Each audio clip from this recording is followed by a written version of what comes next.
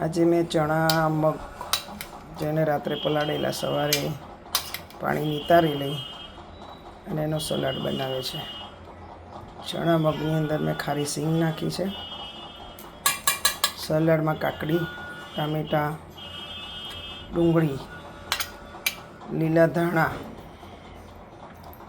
પછી એમાં મસાલો કર્યો, મીઠું, સંચળ, આમચૂર પાવડર,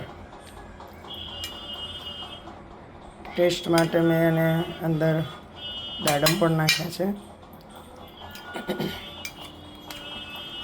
બરાબર એને મિક્સ કર્યું. સૂકી દ્રાક્ષ પણ નાખી છે, એ પલાળે વગરની નાખી છે, અને પલાળીને પણ નાખી શકો છો. અને બરાબર મિક્સ કરી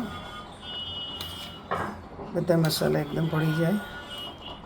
સુંદર મજાનો સલાડ તૈયાર છે.